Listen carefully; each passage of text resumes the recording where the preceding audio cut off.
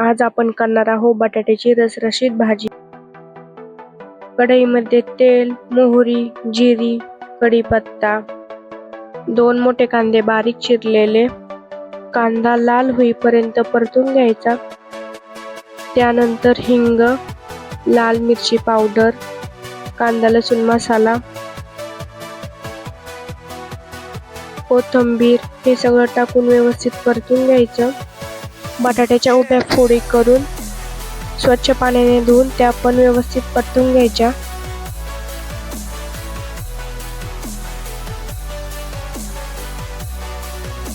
बटाटा चांगला परतून झालाय, त्यानंतर त्याच्यामध्ये गरम पाणी टाकायचं।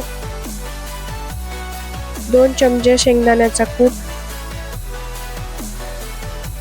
1 चमचा मीठ हे सगळं व्यवस्थित हलवून झाकण ठेवून शिजवून घ्यायचं।